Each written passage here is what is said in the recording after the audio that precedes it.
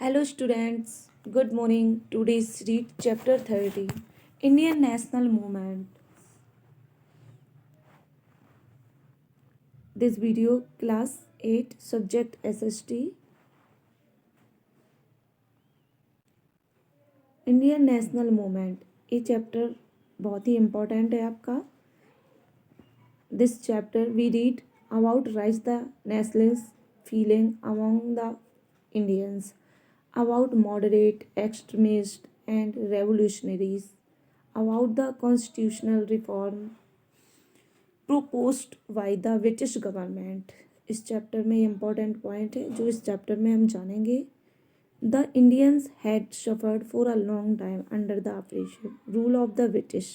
Gradually, the educated Indian realized that allowing the British to settle in India had been detrimental to the interest of the Indians. The British took advantage of regional conflict which prevalent within the country following the disintegration of the Mughal Empire and established a vast empire in the India.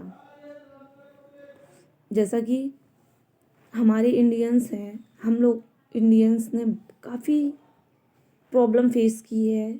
बहुत लंबे time तक British की rule में इन लोगों ने बहुत ही अत्याचार किए थे हर तरीके से. फिर धीरे धीरे कुछ एजुकेटेड इंडियन हैं, उनको रियलाइज़ हुआ कि ब्रिटिश इंडिया में सेटल होके हमारा ही नुकसान कर रहे हैं और हमारे यहाँ से सारी वेल्थ और जो जो भी अच्छा चीज़ है वो सब कुछ अपने यहाँ लेके जा रहे हैं और हम लोगों को पूरी तरीके से गरीब बना रहे हैं. जैसा कि ब्रिटिश हमारे यहाँ किस लिए आए थे? सिर्फ व्यवसाय के लिए, ट्रेड करने के लिए. 1600 ईस्वी में सबसे पहली फैक्ट्री जो सेटअप हुई थी सूरत में, वो सिर्फ ईस्ट इंडिया कंपनी ही आई थी ट्रेड करने के लिए.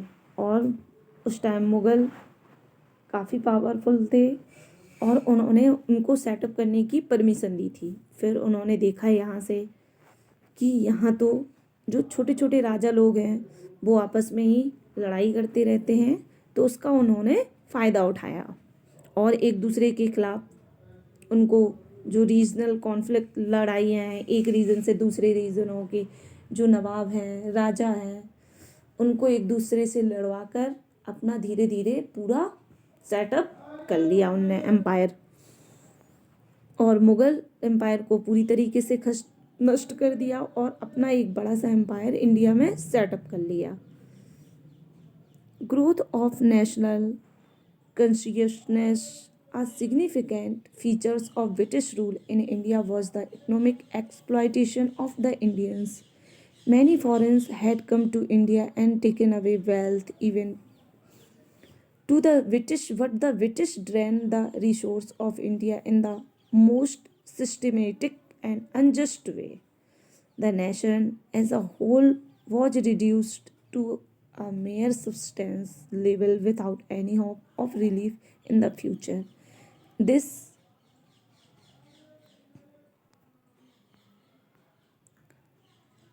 economic exploitation was the major causes behind the rise of nationalism in India, the rise of the Indian press and literature, as well as improvement in transport communication also contribution to the emergence of nationalism.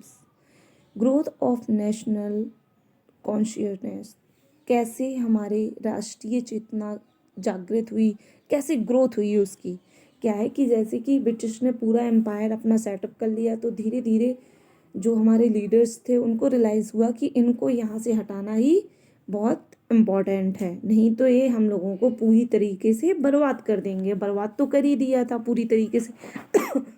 हमारा जो wealth है वो यहाँ से लेके चले गए थे और अपना पूरा एम्पायर सेटअप किए हुए था, अपना पूरा शासन यहाँ पे कर रहे थे वो. तो एक ब्रिटिश रूल में एक इम्पोर्टेंट फीचर्स भी थे जो हमारे इंडियंस को बहुत ही हर तरीके से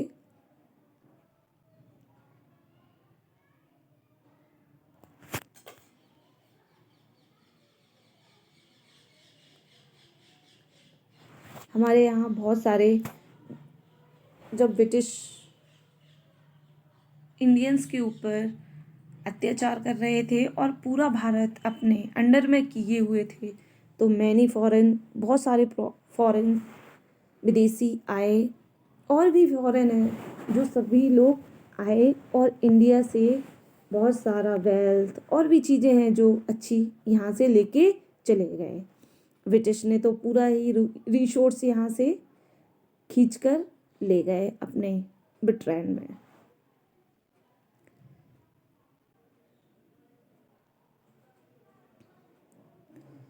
लेकिन बाद में धीरे धीरे कुछ हमारे लीडर्स हैं, उन्होंने अपना कंट्रीब्यूशन दिया और बहुत सारी एसोसिएशन सेटअप की, जिनमें से बहुत सारी इम्पोर्टेंट एसोसिएशन है। Early association, when national consciousness await among the Indian, several association were the form even to the founding of the Indian National Congress to give vent to the feeling of the Indian. Some of the early political association included, कुछ association थी जो शुरुआत में setup हुई, जैसे कि first political association to be formed was the land holder society at the Calcutta in 1838 में। पहली जो एसोसिएशन थी कौन थी? लैंड होल्डर सोसाइटी, जो कैलकाटा में सेटअप हुई थी 1838 में। दूसरी 1843 में Bengal British India society was formed हुई। तीसरी थी the Madras native association and Bombay association were establish in 1852। Madras native association और बॉम्बे एसोसिएशन ये इस्टेब्लिश कब हुई? 1852 में। ये एसोसिएशन इसलिए ऑर्गेनाइज की गई कि यहाँ पर सब लोग बैठ के इकट्ठा बात करेंगे और जो राजनीति है, पॉलिटिकल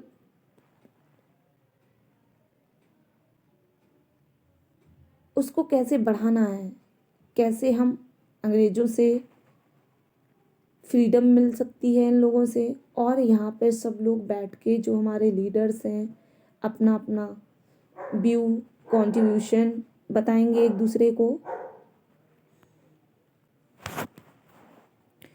इंडियन नेशनल मूवमेंट 1885 और 1905 में जो सेटअप हुई थी।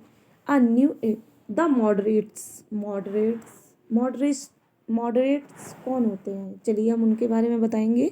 अ new era is the political life of India began with the foundation of Indian National Congress in 1885। एक नया युग पॉलिटिकल इंडिया में पॉलिटिकल लाइफ में एक नया युग स्टार्ट हुआ जब इंडियन नेशनल कांग्रेस इन 1885 में फाउंडेशन हुई उसकी। The Indian National Congress was formed by the A.O. हुमे। जो इंडियन नेशनल कांग्रेस किसने फाउंडेड की थी? A.O. हुमे ने। A retired Indian civil service officer, जो कि एक रिटायर्ड इंडियन सिविल सर्विस के ऑफिसर्स थे। It first session was held on the 28 December 1885 and Women's Chandra Banerjee was elected at its president। जो हमारी नेशनल कांग्रेस, इंडियन नेशनल कांग्रेस जो setup हुई थी, एक कब हुई थी? 1885 से 1905 तक रही, और इसको फाउंडेड करने वाले कौन है? A.O. हुमे, जो कि एक रिटायर्ड सिविल सर्विस ऑफिसर हैं। और इन्होंने अपना फर्स्ट सेशन कब किया था? 28 दिसंबर 1885 को। एंड वुमेन्स चंद्र बनर्जी उस टाइम प्रेसिडेंट इलेक्टेड किए गए थे। The first phase of the freedom movement was confined only to educated classes. The Indian National Congress submitted their grievance in the form of prayer and the petition. The early demand of the Indian National Congress included increased participation in the Legislative Assembly, Indianization of civil service, reduction of military expenditure and tax burden, and providing more fund for educated Indians. जो हमारी Indian National Congress के जो moderate leader थे, moderate leader क्या होते हैं? वो leader, moderate leader उनको बोलते थे जो इंडिपेंडेंस की मांग उन्होंने अर्ली स्टेज में नहीं की थी। जो फ्रीडम मूवमेंट हुआ था उस टाइम अर्ली स्टेज में उन्होंने डिमांड नहीं की थी, किसकी? फ्रीडम की। उनकी कुछ शर्तें थी कि वो हमारी ब्रिटिश पूरी कर दे, बट ब्रिटिश को तो अपने मन की करनी थी, उनको कोई भी इनकी शर्तें पूरी नहीं करनी थी।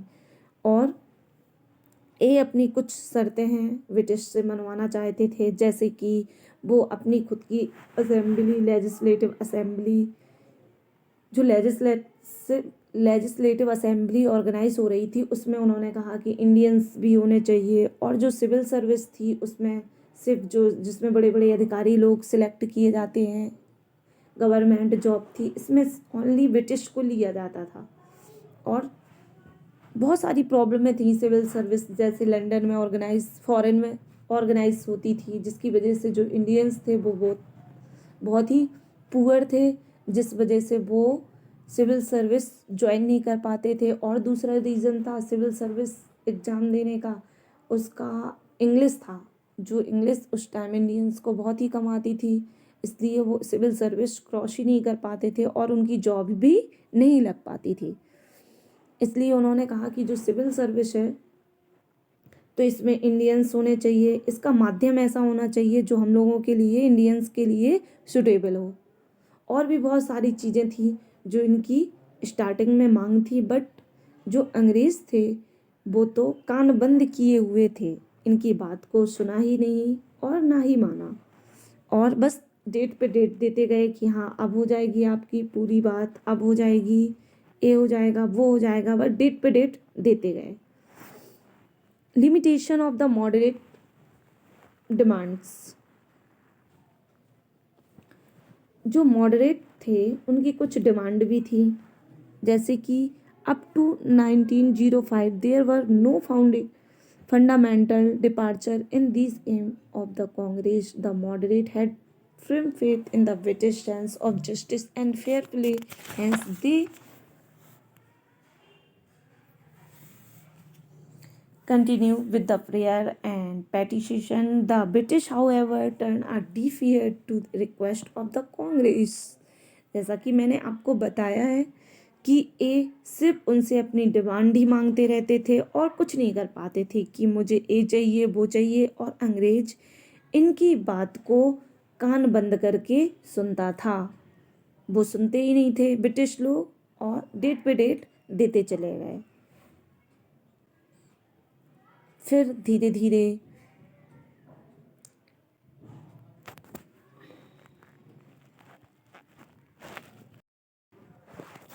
धीरे मॉडरेट्स जो थे उनको ये समझ में आया कि जो ब्रिटिश गवर्नमेंट है वो सिंसियर नहीं है और ठीक भी नहीं है, क्योंकि वो उनकी मांगों को पूरा नहीं कर रही है, और धीरे धीरे ब्रिटिश गवर्नमेंट अपना विश्वास उन लोगों से खोते गए।